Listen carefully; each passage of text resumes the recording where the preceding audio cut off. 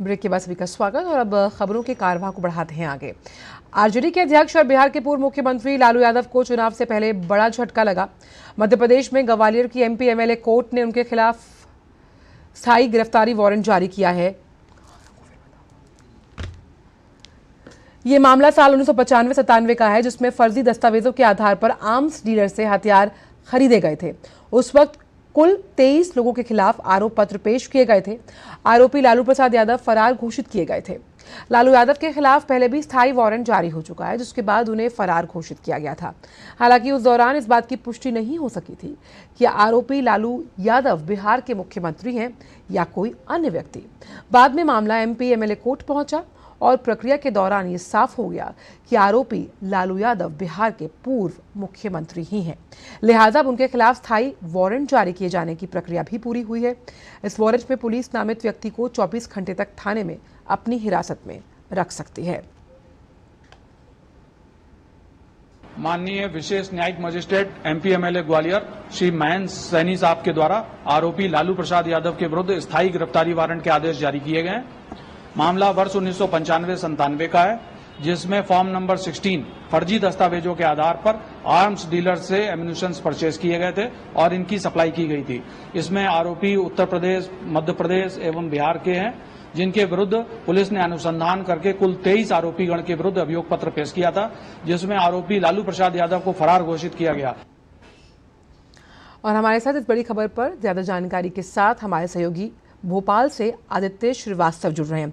आदित्य, कभी king maker की भूमिका में रहने वाले बिहार के पूर्व मुख्यमंत्री लालू यादव की मुश्किलें लगातार बढ़ती हुई नजर आ रही हैं। जिस तरह से एमपी एमएलए कोर्ट ने उनके खिलाफ जो गिरफ्तारी वारंट है वो जारी कर दिया है, अब क्या करेंगे किंग मेकर? चल 27 साल ये कह सकते हैं कि 27 साल से जिस मामले में फरार चल रहे थे लालू यादव, अब उनके खिलाफ ये गिरफ्तारी वारंट आया है। और मामला बड़ा जिसे कहें कि बहुत पुराना है। आपने भी बताया कि 1995-97 का ये पूरा मामला है। एमपी एमएलए कोर्ट में जब पहुंचा तब ये सिद्ध हो पाया, उसके आगे मजिस्ट्रेट कोर्ट में पहुंचने के बाद कि ये वही लालू यादव है जो बिहार के मुख्यमंत्री रह चुके हैं, अध्यक्ष हैं अभी पार्टी के। और इसमें इस पूरे मामले में दरअसल जो 23 आरोपी हैं, वो 23 आरोपियों में से 2 की जो है मृत्यु हो चुकी है, 6 के खिलाफ अभी ट्रायल चल रहा है और 15 अभी भी फरार हैं। और उन 15 फरार में से एक लालू यादव भी हैं, जिनकी चर्चा हम अभी कर रहे हैं। दरअसल ये पूरा मामला जो है, ये पूरा मामला ये है कि ग्वालियर की एक फर्म थी, हथियार बनाने वाली एक फर्म थी। उत्तर प्रदेश की एक फर्म ने ग्वालियर की इस आर्म डीलर से जो है कुछ हथियार खरीदे थे इन 2 सालों में। और जिन 23 लोगों ने फिर हथियार खरीदने वाले, जो फर्जी दस्तावेज लगाकर हथियार खरीदने वाले 23 लोग थे, उनमें लालू यादव भी थे। तो जब उन पर भी धरपकड़ की गई, उन पर कार्रवाई की गई, तब पता चला कि लालू यादव इसमें आरोपी हैं और उन पर भी इस तरह की कार्रवाई अब आगे की जा रही है। ये पूरे मामले को अगर समझने की कोशिश करें तो 1995-97 के बीच की ये पूरे हथियार खरीदे गए थे। उसके बाद फॉर्म 16 की अगर बात की जाए तो उसके तहत पता चला था कि ये इस तरीके का पूरा गड़बड़झाला हुआ है और आरोपियों ने फर्जी दस्तावेज जो है वो लगाए थे और उसके तहत जो है एम्यूनिशन जो है उनको खरीदा गया था। कुल मिलाकर कह सकते हैं कि लालू यादव की अब मुश्किलें बड़ी हैं। उनको पेश होना पड़ेगा कोर्ट में अगर देखा जाए तो, और हालांकि कोर्ट एक दिन तक भी जो है उसमें कार्रवाई कर सकती। लेकिन जो लालू प्रसाद यादव के तेवर हैं वो कहीं भी ढीले पड़ते हुए नजर नहीं आ रहे। उन्होंने साफ तौर पर ये कहा कि उनके खिलाफ किया गया सुनियोजित तरीके से उठाया हुआ कदम है।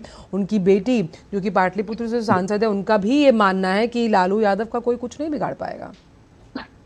देखिए, एक परंपरा है देश में कि इससे पहले भी कई बड़े राजनीतिक लोग हैं, कई बड़े पदों पर आसीन, संवैधानिक पदों पर आसीन लोग हैं जिनके खिलाफ कार्रवाई इस देश में चल रही है। लालू यादव के साथ कोई पहला मामला नहीं है, इससे पहले भी वो कई बार जेल जा चुके हैं और जेल कई मामले उनके ऊपर चल रहे हैं। ये एक साधारण प्रक्रिया इस देश में है कि जब इस तरह की कार्रवाई होती है तो सरकार या फिर जो भी केंद्र में या राज्य में सरकारें होती हैं उसको दोषी ठहरा दिया जाता है। जो जांच एजेंसीज होती है उन पर सवाल कर दिए जाते हैं। कोर्ट के फैसलों पर भी अपीलें लगातार की जाती हैं। तो ये भारत की राजनीति की एक तस्वीर है। तेवर तो स्वाभाविक सी बात है, मीडिया के सामने भले ही उनके तेवर नरम हो या ना हो, लेकिन अंदर से वो खुद जानते हैं कि अगर उन्होंने कुछ गलत किया होगा तो भारत का कानून, भारत का न्याय उनको छोड़ेगा नहीं। और शायद यही कारण है कि इतने साल बाद, 27 साल बाद भी जो पुरानी गलती को एक तरह देखा जाए तो उसकी सजा जो है उसके लिए दोषी जो है वो लालू यादव को ठहराया गया है। बिल्कुल, और देखना होगा कि आगे अब इस तरह से एमपी एमएलए कोर्ट किस तरह से इस पूरे मामले पर और संज्ञान लेती है। बहुत बहुत शुक्रिया आदित्य इन तमाम जानकारियों को हमसे साझा करने के लिए।